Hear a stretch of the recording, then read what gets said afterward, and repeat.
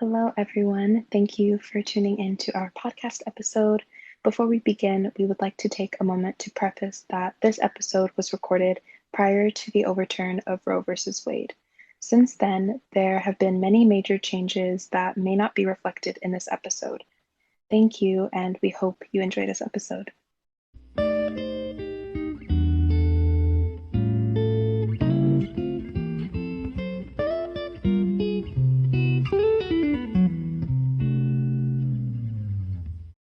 Welcome back to the Women's Center's Reproductive Rights podcast series. We are so thrilled to welcome two fellow UCSC students, Amanda Safi and Mafaz Cassio. Our incredible guests exemplify how expansive the reproductive justice framework is. First, you will hear from Amanda Safi, who founded the Period Equity Project. Amanda's work around periods shows how reproductive justice is not only about abortions and contraception. It is a much more complex and multifaceted topic.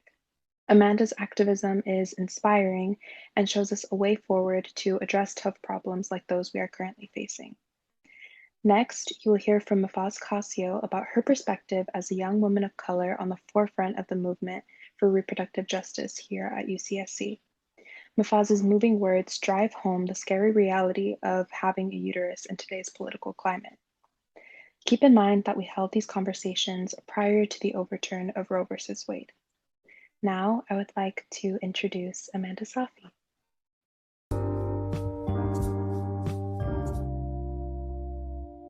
Amanda Safi is a second-year politics major at UC Santa Cruz and a period equity activist. She founded the Period Equity Project to increase access to period products and dismantle the stigma around menstruation. Her work has been featured in major news outlets such as the SF Chronicle, the Sacramento Bee, NPR's KQED, and Cal Matters. In her free time, she enjoys singing and songwriting and making videos.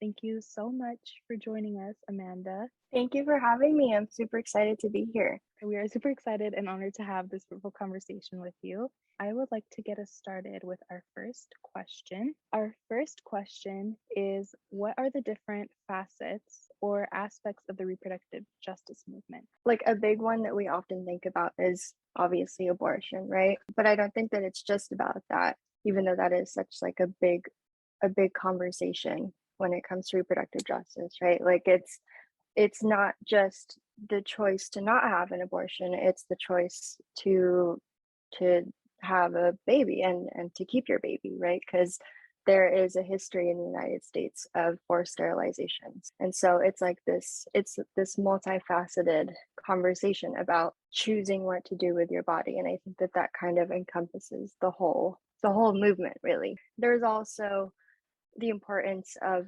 sex education too, right? Because reproduction is basically sex. And if we're not having those conversations that are honest and authentic and completely transparent about what that looks like, and what consent looks like and what it sounds like, those are really, really important parts of the reproductive justice conversation. And then there's the part that's my favorite part to talk about, which is periods and the menstrual movement and menstrual equity. There would be no reproduction without the menstrual cycle. So they kind of go hand in hand together.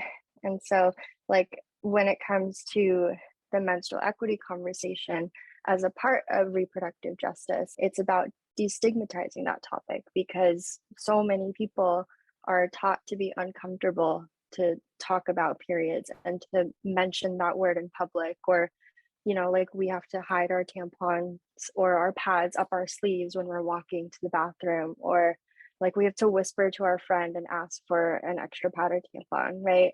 When instead it should just be like this normal topic, like, hey, I'm on my period, do you have a pad or tampon? And then there's also this conversation about access to products and people of color and trans men and our menstruators in prison and homeless menstruators. They are disproportionately impacted by the lack of access to period products. There's also the other part of the movement where it's like we should be having access to period products that are good for the body, ones that don't have chlorine and bleached chemicals in them that are incredibly harmful for our bodies, and also products that are good for the environment as well. So I got a little excited talking about periods, so I apologize. But yeah, I think that there are like several different aspects of the reproductive justice movement, and one of them that we should be talking about more is periods. Thank you so much for your excitement and for that amazing answer. We really appreciate the way you broke all that down for us. So the next question is, who inspires you to take action in your work, and how do you inspire others to take action? Yeah, that's a good question. I think the biggest person that inspires me to do my work in the menstrual equity space is Nadia Okamoto. And if you don't know her, I think you should research her. She is one of my biggest inspirations, and she is one of probably the main reason why I got into the work with menstrual equity. I read her book, Period Power, and if you're looking for a new good read about menstruation, highly recommend reading that book. It kind of just breaks down like the policy, and it breaks down the history behind periods and the stigma and like what you can do. But she is a phenomenal activist, and if you look her up on TikTok right now, it's possible that like she's popped up in your feeds at some point. But she posts content of actual pads with actual blood on them, and it's her blood. And so you might be hearing me right now and thinking like, oh my God, why is she doing that? And I think that the whole point is to kind of like start these conversations and to destigmatize it as something that's normal, right? Like we will watch movies where there's blood coming out of someone's wound from like a war battle, or we will see someone's nose bleeding, or someone's like whatever bleeding from like a fight or something. But we see period blood and we're like, oh my God, like please put that away, right? Like blood is blood, no matter where it comes from. It's all coming from the human body. And so I think that she's doing a really, really good job of starting those conversations and getting people to see periods as normal. And if it weren't for her, I wouldn't feel so like proud about talking about periods and getting into that space and advocating for period equity. So she's a huge inspiration to me. Highly recommend that you do some research into her. To answer the second part of your question, how do I inspire others to take action? I would say I don't take the same approach as Nadia. I think that like I'm going to leave that to her. She's doing a phenomenal job. But I like to take a slightly different approach of attempting to destigmatize periods by just bringing it up in conversation with the people around me, you know, encouraging my friends to take out their pad and tampon and hold it in public as they're walking to the bathroom. And I would encourage any menstruators who are listening right now to try doing that too. And I bet it's probably going to feel uncomfortable the first few times you do it. And that's okay. It's completely normal, and you don't have to blame yourself, and I'm not blaming you either. It's just something that society has taught us for so long.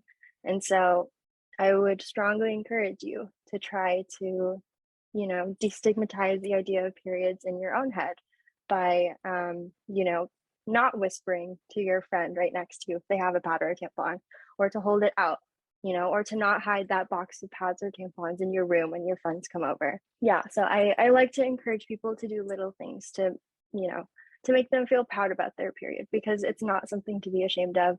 It's not something that we should hide. For our next question, I wanted to ask, what are you most passionate about in regards to the movement? The thing that I am most passionate about in the reproductive justice movement is periods. And there's a reason for it. I think for me, I connect very deeply with the issue about periods because I grew up in a very traditional household. You know, my parents kind of stressed a lot of traditional cultural values. And one of those values was to keep conversations about sex and about menstruation and about the reproductive system private, and to not talk about that. Like I was afraid to go to my dad and ask him to buy me pads or tampons, right? I was afraid to even talk about it with my brothers who grew up in the United States and were a little bit more exposed to ideas that were not like that. And so it's a very deeply personal issue for me, because I have been taught by people who are so close in my life to be ashamed of it. And like, even with the work that I do now, I'm super public about periods, and I still get pushback from my parents. A few weeks ago, I showed up on a radio show to talk about periods in Santa Cruz, and my dad listened to it, and he got mad at me because I talked about blood, period blood, on a public radio show. So I think that just kind of shows that like a lot of us are still kind of trapped in this cycle of thinking that periods are bad and they shouldn't be talked about. Yeah, I think that pushback kind of gets me going.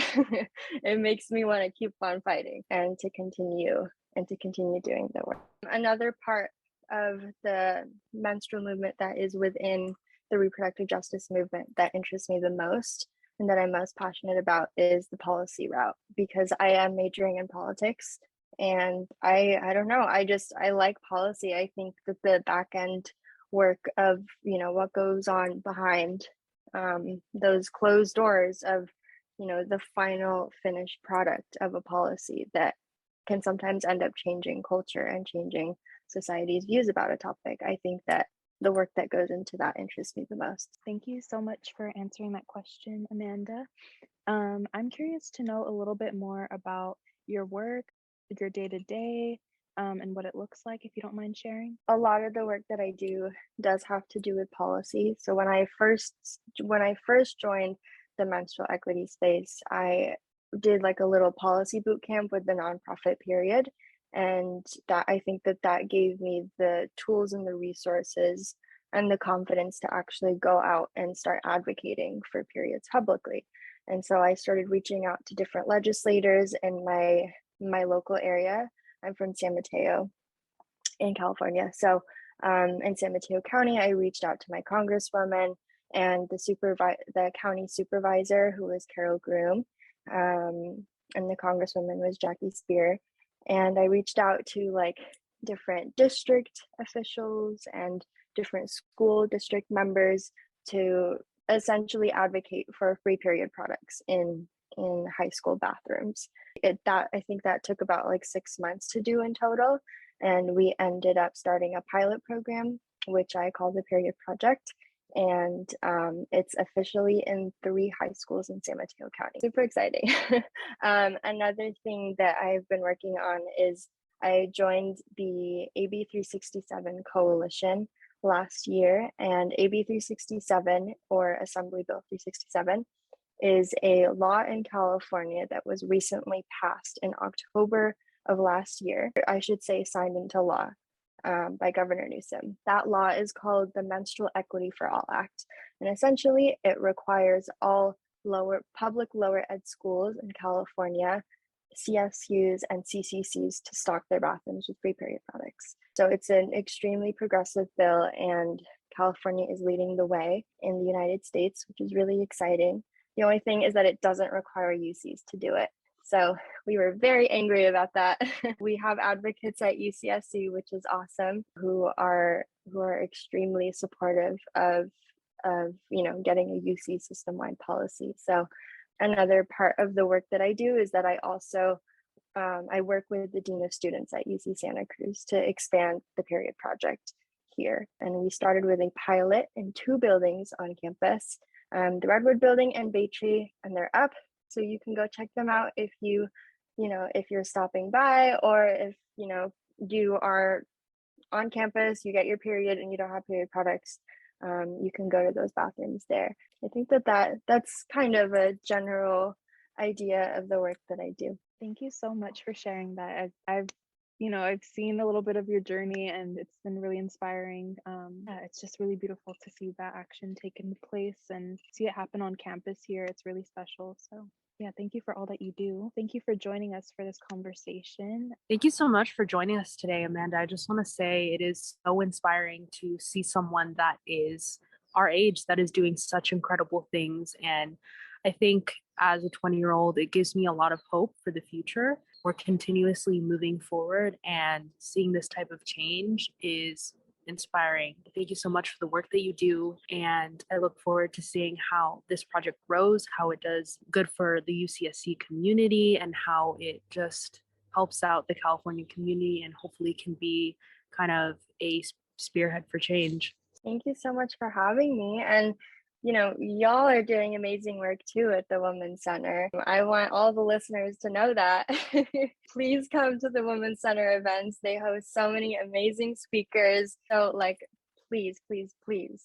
The Women's Center is doing amazing work. So please support and please come. Thank you so much. And yes, please do come to the Women's Center. We'd love to see you there. Oh, all right. Well, thank you, Amanda, for your time. It was really wonderful to spend it with you and to hear all of your amazing experiences and your passion. So yeah, thank you so much for joining us.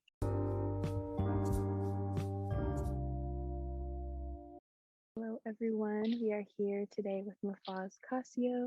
Thank you so much, Mafaz, for joining us today. For those who don't know Mafaz, Mafaz is a fourth-year biology major and is a Party Safe ambassador at UCSC's Student Health Outreach and Promotion Program, also known as SHOP, where students can learn about health and wellness in a safe environment. Mafaz states, being a part of Party Safe has been more than a job to me in many ways. It's been my community, my safe space, and my connection to my peers. With Party Safe, she has been a part of many conversations around AOD, alcohol and other drugs, and sexual health. Mafaz has a very strong passion for sexual health and the importance of education around it. She hopes to be a part of destigmatizing concepts and ideas around reproduction and the overall sexual health of people with uteruses. Thank you so much for joining us, Mafaz. We're so excited to have this conversation with you and to hear about your experiences. Thank you so much for having me and making this space for me. I really, really appreciate it. And I'm really happy to be here.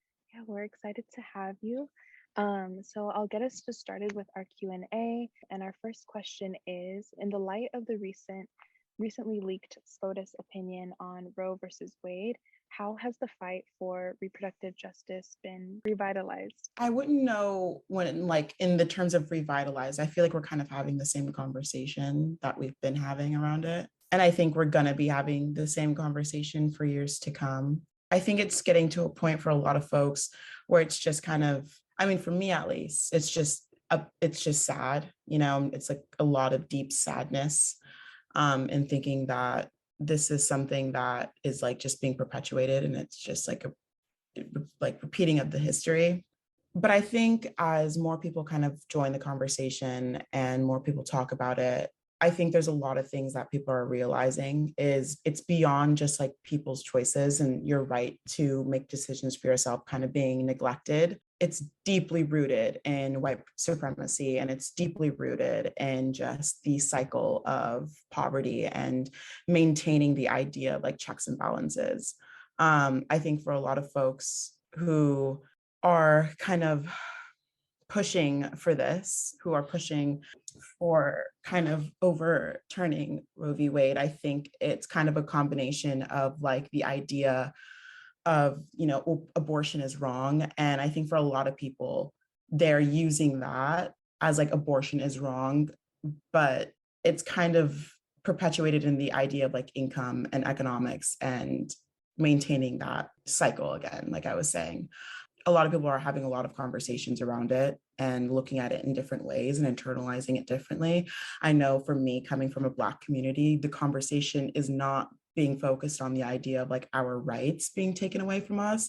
It's more as a Black community, and in our Black community, this is just what we've been dealing with. For some folks, it's because abortion clinics in the past have been placed in Black communities in order to water down the Black population in the United States. A lot of folks are very pro-life, but a lot of people are also realizing that this is just to perpetuate that divide and that separation and the breaking of Black families. And I don't know, there's just so much to it. It's just so much, but I think there's just a lot to unpack, and I don't know, it's just it's exhausting, honestly. It's just exhausting.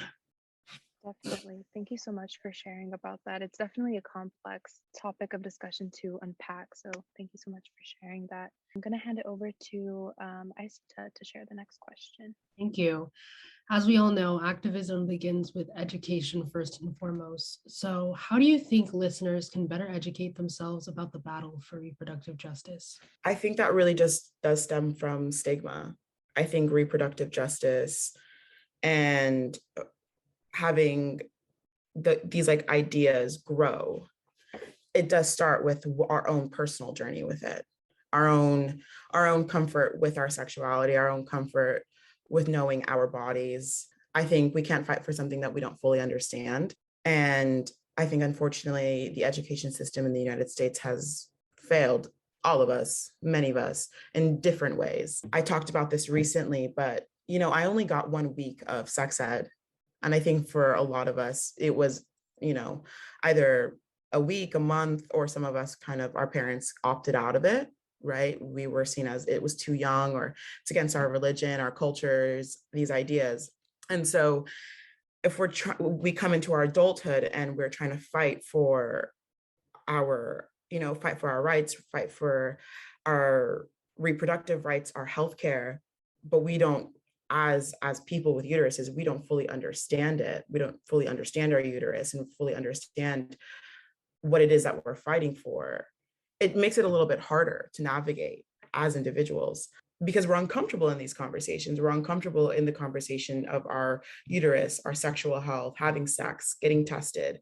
And if there's so much shame and so much stigma, that shame and that stigma is then weaponized. Shame is such a powerful weapon, and a lot of people know that.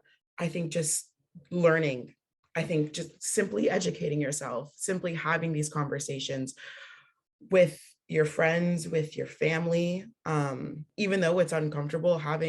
I come from a super religious background, and having to sit down with my mom and having to explain to her certain ideas and what it is that I believe in, yeah, it's uncomfortable. But I think by sitting in that discomfort, it allowed me to kind of own it. It allowed me to kind of take back my power, take back my voice, and feel comfortable in my body. And I think through education and through the stuff that I've learned at shop, and just, I don't know, just conversations that I've been having as an adult, having that comfort has allowed me to fully understand what it is I'm fighting for, and removing the stigma around sex, removing the stigma around abortion, and all the different things that kind of falls under sexual health. It makes it normal. It makes it normal. It's just healthcare. But when something's like taboo, it's like, oh, it's like, don't talk about that. Or it's like, no, we'll talk about it because it's a normal thing. It's just like talking about going to the dentist, or just super normal. There's no shame about it. And then through conversation, you can develop more understanding, and maybe more questions will arise, and you can look deeper into it. Thank you so much for that answer. I'm going to move on to the next question. I know you already touched on this earlier, but can you just explain more? How has the feminist movement neglected the reproductive needs of marginalized women? I think it's always, in so many ways, neglected, Black and brown women in the conversation. I think looking at it through the lens of just like, my body, my choice, yes. But a lot of people who are fighting against this, they don't care about your body. They don't care about your choice. It's not about that. It's just more about, again, maintaining the checks and balances. I was talking to a friend about this recently, but, I'm a full-time student. I get financial aid, and financial aid pays my rent. Financial aid pays for a lot of the stuff that I have.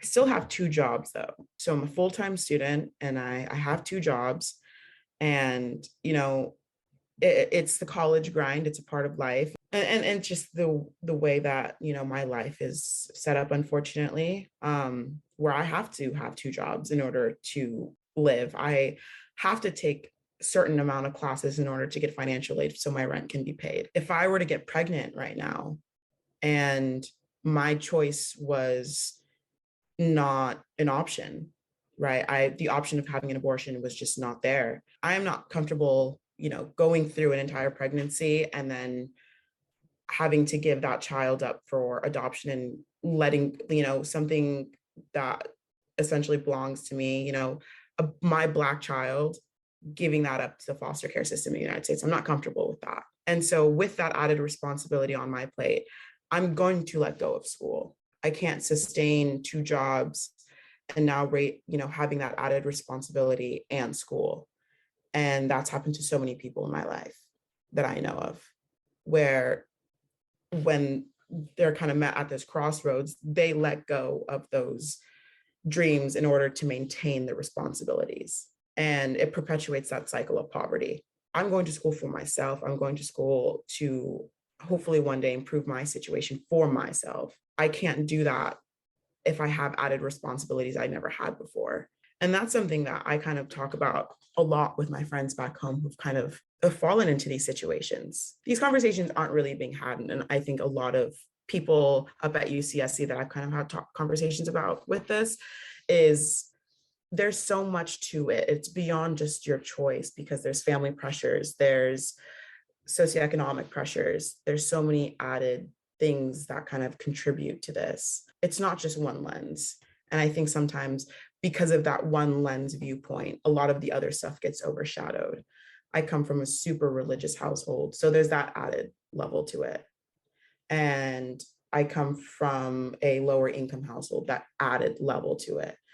And then there's stigma, and it's a stigma of being a Black woman who might be pregnant, or a stigma of a Black woman who wants to get an abortion. I don't know. It's just kind of frustrating. And I'm at a point where I don't really want to have to explain this to white folks. I don't really want to have to explain why it's not just a one lens narrative. So the agenda of from the other end of it, right, the push to kind of overturn Roe v. Wade for a lot of people, isn't about your body or your choice. It's fully about maintaining the checks and balances. It's fully about maintaining the cycle of poverty for marginalized communities. And I don't know, I just feel like that's not being talked about enough. Thank you so much for speaking so poignantly and to your personal experience around this topic. And you speak a little bit already to how income and housing and the criminal legal system all really impact and restrict reproductive rights. And it's not just about this myopic lens of legislation, but rather the larger systemic social inequities that put people in positions in which legislative decisions such as this are more impactful and more restrictive and much more of an assault on freedoms and our bodies. I wonder if you could speak to this phrase, the checks and balances that you keep referring to, and elaborate a bit more on what you mean by that and how that operates in our society and how it's weaponized through legislation such as this. When I say the checks and balances, it's again, the cycle of poverty, maintaining that cycle of poverty, maintaining that cycle of inequality. It is such a privilege for me to be able to get higher education. It really is. It's been something that my family has worked really hard to get me to this point, through their support and their ability to just, again, support me from the sidelines and never kind of put anything onto me that they feel like would ever be too much. And that's a big thing for a lot of my friends, is their families just pushing them to be their best version. And a lot of the times is the idea of oh, if I eat, my whole family eats, or if I can make it, my whole family can make it. But I grew up kind of with the idea of my mom and my dad just letting me know, we just want you to make it so you can make it. You make it out of here. You do your best for yourself. We're okay. You don't have to bring the whole family up with you because you're coming up. You're in college. You deserve to be in college. You deserve to have these moments and make these memories. If I were to my choice, me not being able to have an abortion at this point in my life would then hold me back from making it for myself in different ways. Having an abortion is not an easy thing. It comes with its traumas. Having an abortion is also not cheap, especially as someone who doesn't have insurance. It is not something that's cheap or free. It's something that still costs a hefty amount of money. So it will set a person back in multiple different ways. And if you already kind of are at a disadvantage in life because of the inequalities of the United States and because of the way everything, all these conversations that we're having about racial injustices and socioeconomic injustice, all of these things that exist, you are already kind of at a disadvantage. And then now there's this added layer to it, another disadvantage. You're just being perpetually pushed out further and further and further and further. Again, just maintaining that cycle of poverty. I'm hoping to go to medical school to become a gynecologist. My whole viewpoint on it is like, I want to be a Black woman that shows up for Black women. Getting to medical school in general, it's just such a painful, it is such a struggle. I mean, fighting to the finish line. I'm about to graduate this quarter and I'm crawling to the finish line. It's hard. These things just coming into your adulthood, it's hard. I'm doing it alone.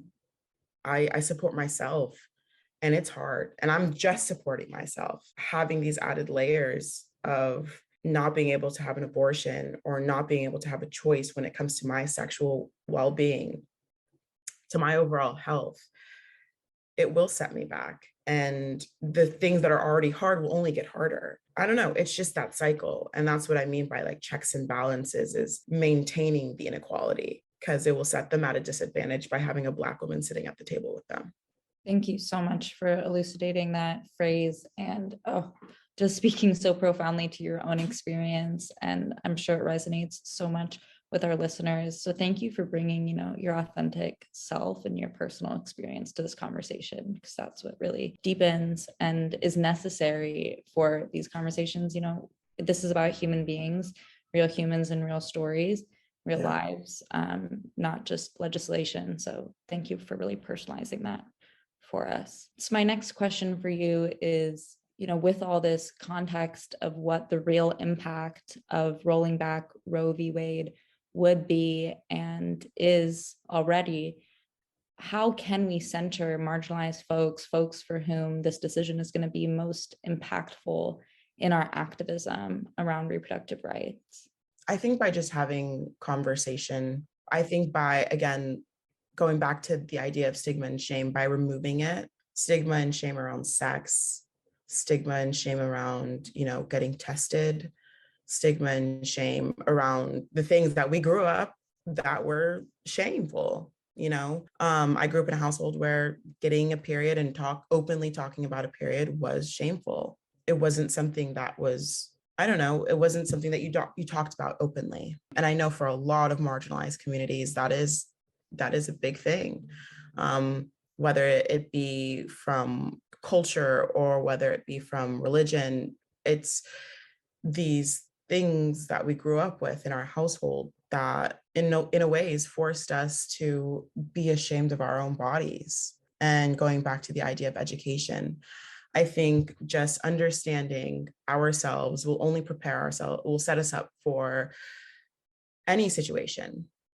Understanding that being on birth control is a great form of harm reduction for ourselves and our overall well-being. Birth control is a great form of preventative action. It is a part of healthcare. It's a part of self-care. Having condoms, whether you are or aren't having sex, whether for yourself or for your friends, having these things in place and these tools in place can just protect yourself in so many ways. Protect yourself from ever being in this situation.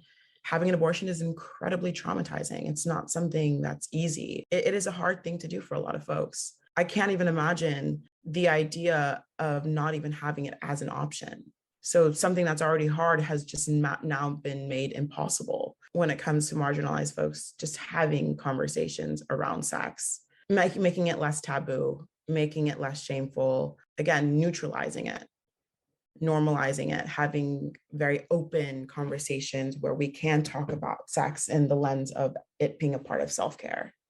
Because sex is self-care and it's good for you. And a part of sex and taking care of yourself is also being on birth control and having those tools to maintain your overall well-being.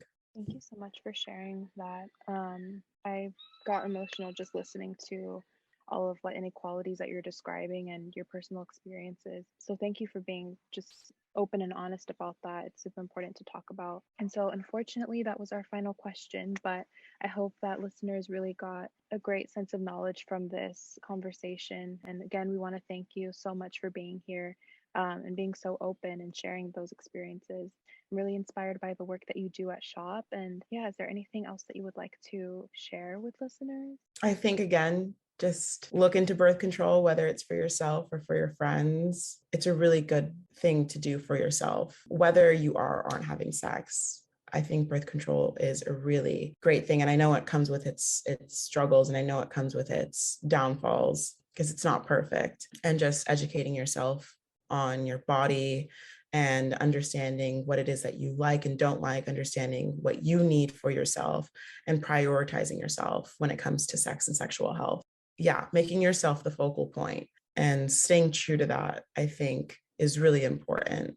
Awesome. Well, thank you so much for being here. And we really enjoyed having this conversation with you. And again, we hope that listeners got a lot of knowledge from this conversation. So thank you. Thank you. Thank you so much for having me here, y'all. I really appreciate it. We have reached the end of our conversations. Thank you so much to our amazing podcast guests.